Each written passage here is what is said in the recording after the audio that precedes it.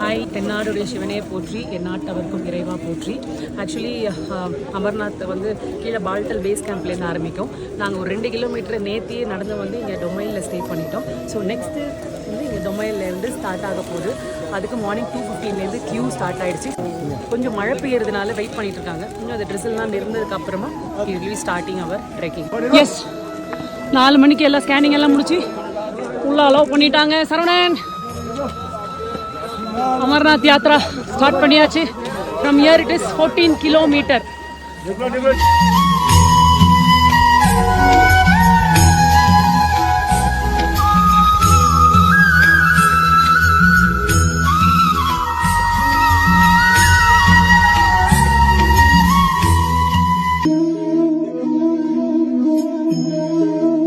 வேர்த்து போக ஆரம்பிச்சிச்சு. ஸ்வெட்டர் கட்டிக்குவா.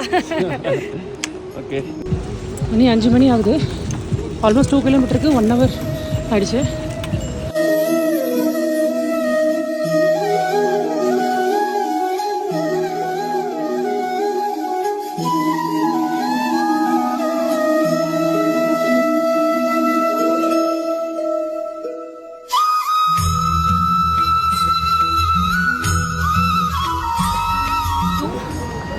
பிக் லைன் பார்த்தீங்கன்னா தெரியும். ஏன்னா ஒரே வழி தான், ஏற இறங்க, அந்த பல்லக்கில் தூக்கிட்டு போகிறது, குதிரையில் போகிறது, எல்லாமே ஒரே லைன்.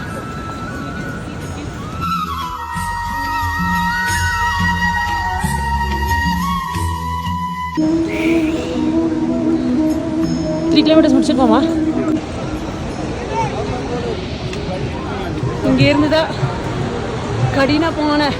கடினமான பாதை ஆரம்பிக்க போகுது அப்படின்னு கீழே ஒருத்தர் சொல்லிட்டு இருக்காரு மிலிட்ரியில். பார்ப்போம். இப்போ நாங்கள் போகிற இடம் வந்து டேஞ்சர் ஜோனு. ஏன்னா இப்போ பார்த்தீங்கன்னா இந்த கல்லெல்லாம் தெரியுதுல்ல, இந்த கல் வந்து மேலேருந்து உருண்டு வந்துக்கிட்டே இருக்கு. அதனால தான் இந்த இதெல்லாம் போட்டுருக்காங்க. ஸோ இந்த இடம் வந்து நிற்கவே கூடாது. மூவ் ஃபாஸ்ட் எல்லாரும் எழுதி வச்சிருக்கான். ஆனால் சுத்தமாக ஒரு அடி கூட எடுத்துக்க முடியல. செம டஃப்பாக இருக்குது இந்த ஸ்ட்ரெச் தான். ஊர்ந்துக்கிட்டே போகிறோம் இங்கேருந்து எல்லாரும்.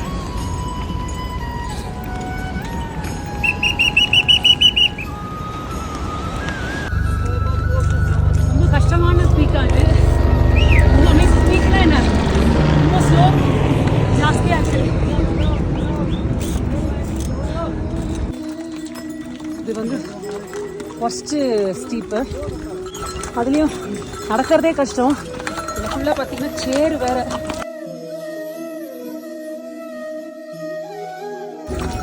இதில் நடக்கிறதுக்கு ரொம்ப கஷ்டப்படுறாங்க எல்லாருமே. போடிஜி, இந்த இடத்த ஏதாவது பண்ணுங்க. இது வந்து இந்த வர ஃபால்ஸோட கிராசிங்.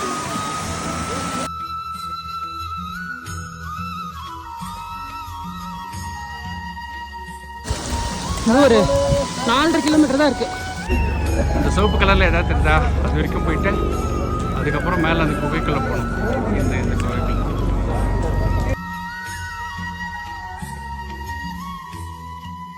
இதுதான் வந்து ரொம்ப க்ரௌடடாக இருக்குது. பிகாஸ் இது ஸ்டெப்ஸு ப்ளஸ் எல்லா இடத்துல இருந்து வரவங்க, எல்லா இடத்துல இருந்து வரவங்க இங்கே ஜாயின் ஆகும். அரே தமிழ்ல ஓ உன்ன देखो. ஓகே, இவங்க தான் காளி மாதா.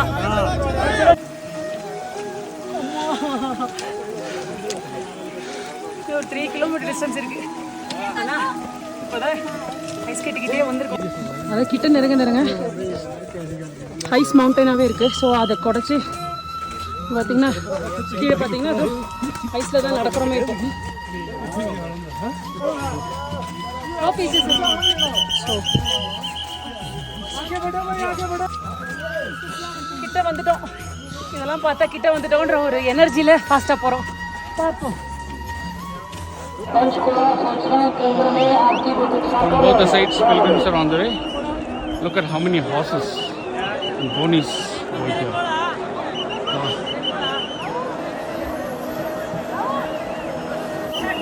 Can you see that red color? Perfect. We have to go there for Amarnath Gufa. That's Amarnath Cave for darshan. குஃபா கிட்ட வந்துட்டோம். அந்த ரெட் கலர் தெரியுதுல ஸ்டெப்ஸ், அது உள்ள தான் பனிலிங்கம் இருக்காங்க. ஆனால் என்ன, இந்த பாயிண்டோட Phones எல்லாம் not allowed. You have to keep in clock room. So இங்கேருந்து தர்ஷன் பார்த்துக்க வேண்டியதுதான். You can see the cave over there. We are not allowed to take the mobile phones from this place where it starts. And this is the end of Yatra.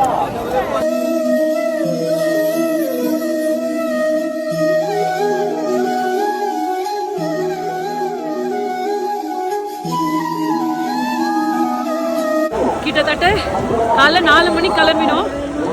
Darshan மேலே சிவலிங்க பனிலிங்கத்தை பார்க்கும் பொழுது 2:30 மணி, almost 10 மணி நேரம். அதில் நடந்தது maybe 7 hours தான் இருக்கும். மீதி 3.5 hours வந்து அங்கங்கே நிற்கிறது, சாப்பிட்றது, ரெஸ்ட் எடுக்கிறது. அண்ட் இங்கே வந்து பிரித்து தான் கொஞ்சம் விட்டாங்க, கும்பல் சேர்த்து கிளாக் ரூம் போகிறது அது இதுன்னு. But it was a very good amazing Darshan. தென்னாடுடைய சிவனே போற்றி, என் நாட்டவர்க்கும் இறைவா போற்றி.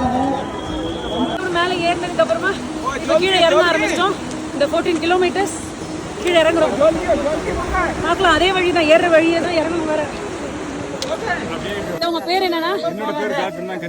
கன்னியாகுமரியிலேருந்து இந்த அண்ணா வந்து இங்க சும்மா என்ன ரைஃபல்னு சொல்லணுமா, என்ன சொல்லணும் அது, ரைஃபிள் ஏந்திட்டு சும்மா எல்லாருக்கும் பாதுகாத்துட்டு இருக்காங்க. So proud of this Tamil soldier.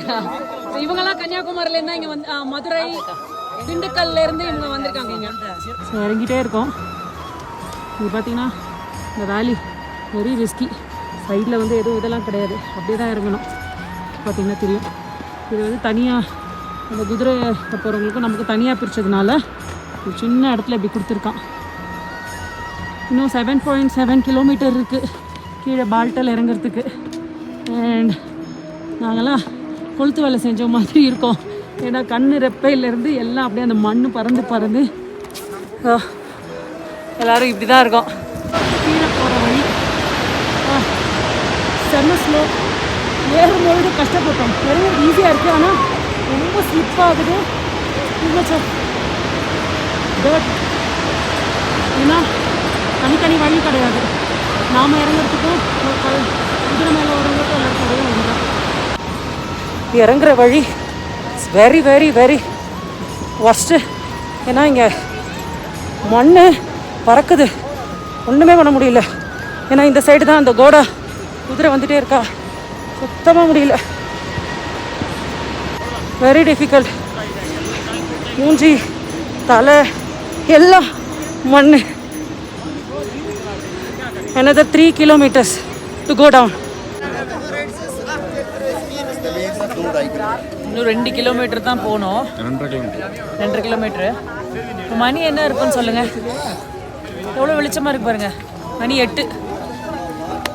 அப்பா